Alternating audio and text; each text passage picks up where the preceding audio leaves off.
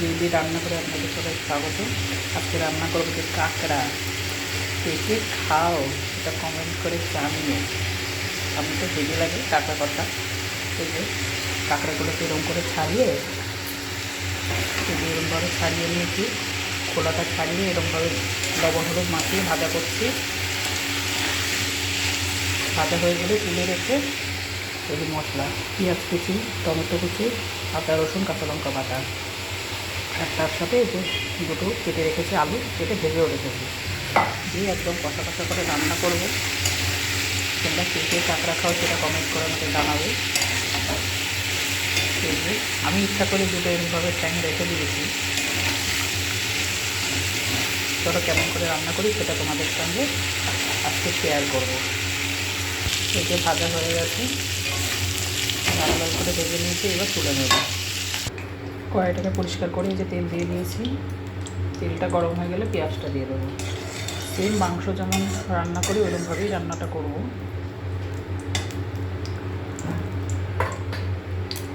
তেলটা গরম হয়ে গেছে, এবার কুচিয়ে রাখা পেঁয়াজগুলো দেবো।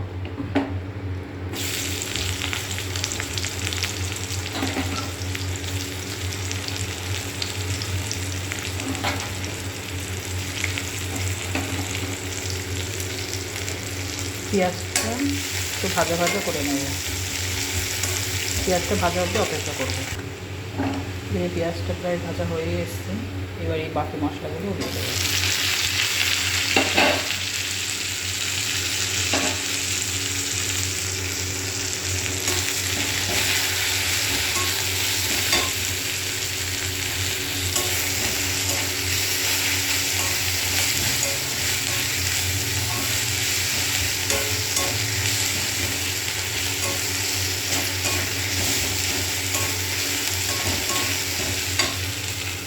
মশলা কষাটার মধ্যে সামান্য একটু জল দিয়ে দেবো, যাতে মশলাটা নিচে লেগে না যায়। এই সময় গ্যাসের জালটা একটু আস্তে দিতে হবে, দিয়ে আস্তে আস্তে মশলাটাকে কষাতে হবে। এদের সব মশলার কৌটো খুলে নিয়েছি, জিরার গুঁড়ো, লঙ্কার গুঁড়ো, লবণ, হলুদ গুঁড়ো। এবারে এক এক করে এগুলো দিতে থাকবে। হলুদ গুঁড়ো,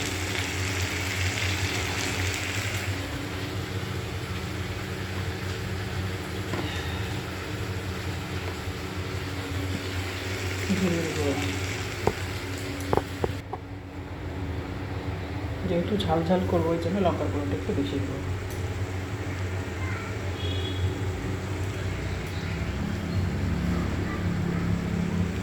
দেবো লবণ,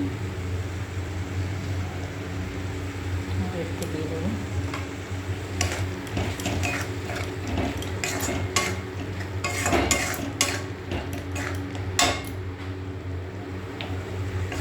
এবার মশলাটাকে সুন্দর করে কষিয়ে নেব। যেহেতু আমি কাঁকড়াটা ঝাল ঝাল করে রান্না করবো এই জন্য লঙ্কার গুঁড়োটা বেশি দিয়েছি।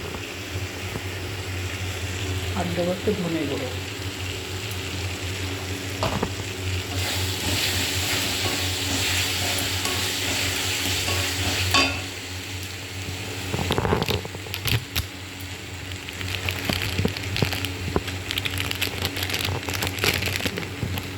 আর একটু মিট মশলা।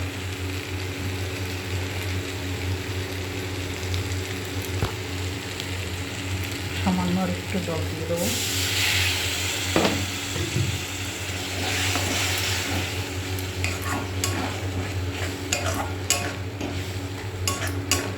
তবে মশলাটা কষা হতে থাকুক।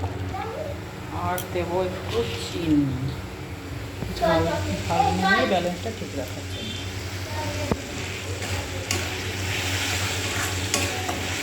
মশলাটা সুন্দর করে কষিয়ে নেব।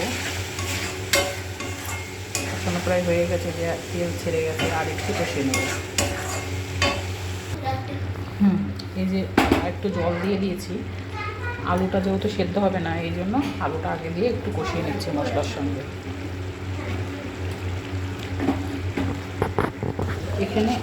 এখানে আলু না দিলেও চলতো, কিন্তু আমি তাও আলুটা দিলাম, ভালো লাগবে ভাতের সঙ্গে মেখে খেতে।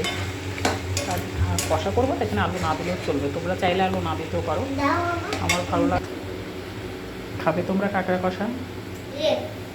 ঠিক আছে, হতে থাকুক, তারপরে এসো যাও।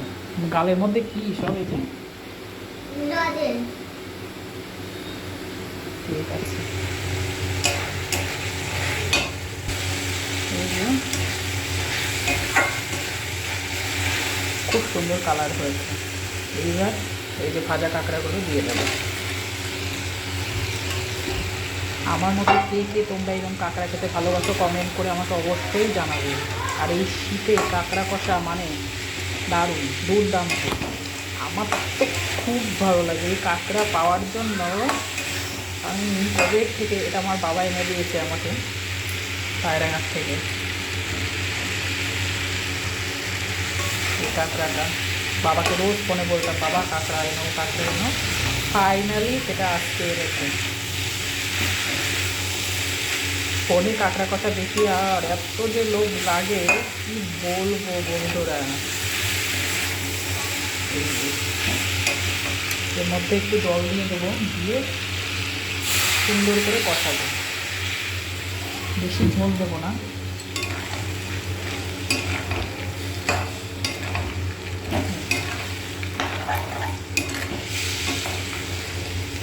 কষা হতে থাকুক। কষা হয়ে গেলে তারপর তোমাদের দেখাবো। এই যে গ্রেভিটা অনেকটা শুকিয়েই এসছে, একদম গ্রেভিটা শুকিয়ে গেলে মশলাটা কাঁকড়ার গায়ের সঙ্গে লেগে যাবে, তখনই নামিয়ে নেব। এখন যেহেতু এখনও ঝোল ঝোল রয়েছে, আমি এটা ঝোল ঝোল করবো না, জন্যই ঝোল রাখবো না। আর তোমরা যদি ঝোল ঝোল খেতে চাও তাহলে এরকম ঝোল ঝোল রেখে দেবে, ভালো লাগবে। আর একটু হলেই হয়ে যাবে। এই যে কষা রেডি, এবার নামিয়ে নেব। এই যে কাঁকড়া কষা রেডি। তোমরা কমেন্ট করে জানাবে আমার এই রেসিপিটা কেমন লাগলো। ভালো লাগলে লাইক কমেন্ট শেয়ার করে দেবে। চ্যানেলটি প্লিজ সাবস্ক্রাইব করো। যারা ভিডিওটা দেখছো কিন্তু চ্যানেলটি সাবস্ক্রাইব করো না, তোমাদের একটা সাবস্ক্রাইবে যদি কারোর ভালো হয় তাহলে প্লিজ সেটা করো। ভালো লাগলে লাইক কমেন্ট অবশ্যই শেয়ার করে দেবো, চ্যানেলটি সাবস্ক্রাইব করো।